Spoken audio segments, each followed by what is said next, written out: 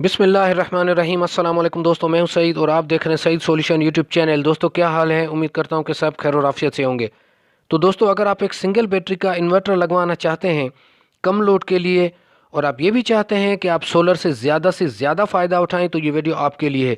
क्योंकि आज मैं आपको बताने जा रहा हूँ फ्रोनस कंपनी के इस 1.5 किलोवाट के सोलर इन्वर्टर के बारे में, जिसके साथ हम 2000 वाट तक की सोलर प्लेट्स लगा सकते हैं। क्योंकि ये एक high voltage MPPT charge controller के साथ है। और इसके साथ आपको ये भी बताऊंगा कि आप जब भी सोलर इन्वर्टर ख़रीद करें तो आपको किन किन चीज़ों को ध्यान में रखना है, किन चीज़ों का ख्याल रखना है, और इसके अलावा इसकी प्राइस क्या है ये भी आपको बताऊंगा इस वीडियो में। अच्छा, इसके अलावा इस इन्वर्टर में एक कमी तो नहीं कहूँगा, बल्कि इसकी एक रिक्वायरमेंट है जो आपको पूरी करनी पड़ेगी, उसके बाद आप इससे भरपूर फ़ायदा उठा सकेंगे। तो सबसे पहली बात दोस्तों कि जब भी आप सोलर सिस्टम लगवाने का इरादा करें तो आपने अपने लोड को ज़रूर देखना है। आपने अपनी सिलेक्शन सही करनी है। मतलब ये कि हमारे काफ़ी सारे दोस्त सोलर सिस्टम लगाते वक्त ये गलती करते हैं कि उनको ज़रूरत 2 किलोवाट की होती है, वहाँ पर वो 1 किलोवाट लगाते हैं। जहाँ ज़रूरत 3 किलोवाट की है तो वहाँ पर वो 2 किलोवाट लगवा लेते हैं। तो सिलेक्शन में आपने जब भी गलती की, आप आगे चल के पछताएंगे। फिर वो लोग कहते हैं कि अभी हमें अपने सोलर सिस्टम को अपग्रेड करना है, अब क्या करें?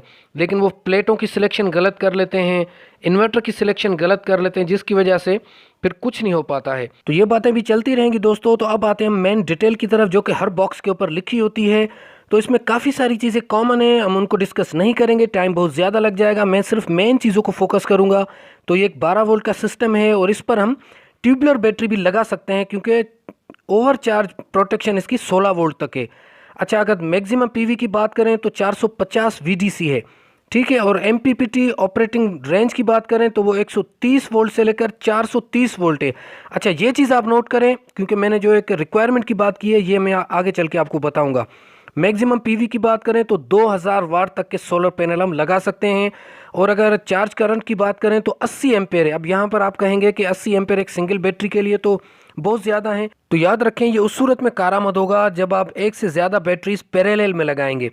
तो पैरेलल में जब लगाएंगे तो आपको एम्पेयर रेंज बढ़ानी पड़ेगी, ठीक है। तो दोस्तों याद रखें कि जब आप सोलर इन्वर्टर की सिलेक्शन करें तो उसमें ऐसा सोलर इन्वर्टर हो जिसकी वोल्टेज रेंज, जो पीवी की वोल्टेज रेंज है प्लेट्स की, वो ज़्यादा से ज़्यादा हो। उससे क्या होगा कि आपके लाइन लॉसेस कम होंगे और आप प्लेट से ज़्यादा फ़ायदा उठा पाएंगे, ठीक है। इसके अलावा अगर आप मिसाल के तौर पर 3.2 किलोवाट का सोलर सिस्टम चूज़ करते हैं तो कोशिश करें कि ऐसा सोलर इन्वर्टर हो जिसमें ज़्यादा से ज़्यादा प्लेट्स लगाएंगे। आपका एक बार खर्चा तो होगा, लेकिन उसका फ़ायदा यह होगा कि पीक टाइम में आप अपना लोड भी चला पाएंगे और वो करंट आपके बैटरीज को भी चार्ज करेगा। और दूसरा फ़ायदा इसका ये है दोस्तों कि आपको मालूम होना चाहिए कि सुबह के औकात में और शाम के औकात में सूरज से रोशनी कम होती है, जिसकी वजह से जनरेशन थोड़ी सी कम हो जाती है। तो अगर आपकी हाई वोल्टेज का सिस्टम होगा, ज़्यादा प्लेट्स होंगी, तो आप ज़्यादा से ज़्यादा फ़ायदा उठा पाएंगे। अच्छा, इंस्टॉलेशन की वीडियो तो मेरे चैनल पर मौजूद है, तो मैं ज़्यादा टाइम ज़ाया नहीं करता हूँ, मैंने जल्दी से इसको इंस्टॉल कर दिया है। तो अब याद रखें कि सबसे पहले आपने इसको इंस्टॉल करने के बाद बैटरी के कनेक्शन करने हैं। अच्छा, यहाँ पर आपको नज़र आ रहा है कि मैंने इसके सोलर के कनेक्शन कर दिए हैं, लेकिन ऊपर से हमने वायर्स को नहीं मिलाया है, ठीक है। तो सबसे पहले, क्योंकि ये विदाउट बैटरी काम नहीं करता, तो सबसे पहले इसको आपने बैटरी के साथ अटैच करना है। उसके बाद आपने पीवी के कनेक्शन करने हैं और फिर आखिर में आपने इसके लाइट के इन और आउट के कनेक्शन करने हैं। अच्छा, हमने इस सोलर सिस्टम को इसलिए चूज़ किया दोस्तों कि क्योंकि ये भाई पहले लेकर आया था एक यूपीएस जो कि 23,000 रुपये का था, और उसके साथ सिर्फ 600 वाट की प्लेट्स हम लगा सकते थे, और PWM चार्ज कंट्रोलर था। तो इसकी बात करें तो जनाब ये हमें 27,000 रुपये में मिला है, और इसके साथ हम 2000 वाट की प्लेट्स लगा सकते हैं। तो हमें क्या ज़रूरत है एक छोटा सा यूपीएस लगाने की, जबकि ये हमें 2 साल वारंटी में मिल रहा है, ठीक है दोस्तों। अच्छा, ये आप देख सकते हैं कि यहाँ पर इसकी एसी इन और आउट की लाइंस लगेंगी। जिस तरह आप देख रहे हैं, आपके लेफ़्ट साइड पे एसी इन है जिसकी लाइन और न्यूट्रल, और राइट साइड पे एसी आउट है जिसकी लाइन और न्यूट्रल लगेगी। तो अब बात करते हैं कि इस भाई को इस छोटे इन्वर्टर की ज़रूरत क्यों पड़ी। तो एक्चुअली ये ऐसे इलाके से बिलोंग करते हैं जहाँ पर लोड शेडिंग बहुत कम होती है, लेकिन मेंटेनेंस की वजह से बाज़ औक़ात सुबह से शाम तक लाइट नहीं होती। तो इनकी रिक्वायरमेंट ये थी कि ऐसा सोलर सिस्टम हो जो सुबह से शाम तक हमारे चंद पंखे और फ्रिज को चलाए, और अगर हमें ज़रूरत पड़े मोटर चलाने की तो हम रेफ्रिजरेटर को बंद करके मोटर चलाकर अपनी वाटर टैंक को भी फिल कर सकें। तो मेरे हिसाब से इस वक्त में इससे बेहतर सिस्टम तो मुझे नज़र नहीं आया दोस्तों कि जिसके साथ आप 2000 वाट की प्लेट्स लगाएं। अगर आउटपुट आपको वो 1200, 1400, 1500 भी देती हैं तो सुबह से शाम तक इजीली आप अपना काम निकाल सकते हैं, बहुत ही ज़बरदस्त किस्म से। ठीक है।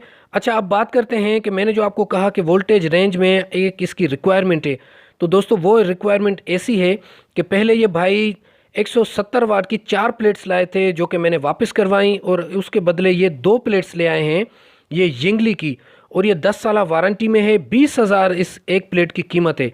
लेकिन अब यहाँ पर एक मसला है कि इसकी वोल्टेज रेंज 2 प्लेट्स की पूरी नहीं हो रही है, क्योंकि इसकी MPPT रेंज इन्वर्टर की है 130 वोल्ट से 430 वोल्ट।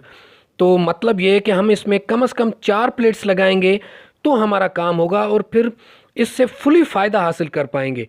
बस ये एक है कि आप इस पे 2 प्लेट्स नहीं लगा सकते, आपको इसकी वोल्टेज रेंज पूरी करनी पड़ेगी। मतलब कि इसकी 130 वोल्ट से ज़्यादा जब होंगी तभी इसका MPPT काम करेगा।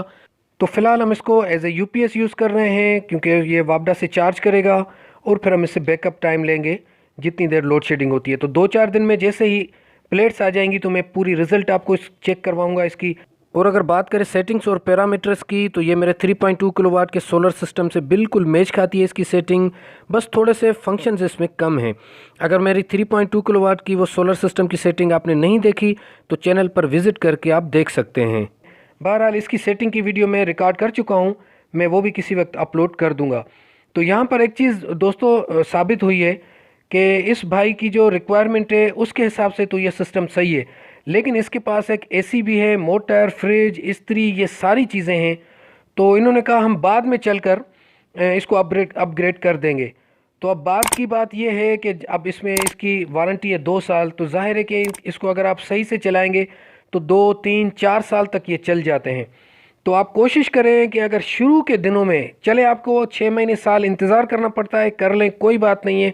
लेकिन मेरा मशवरा ये है कि आप 3 किलोवाट से शुरू हो जाएं, उसके साथ आप फिर 4 प्लेटें स्टार्ट करें।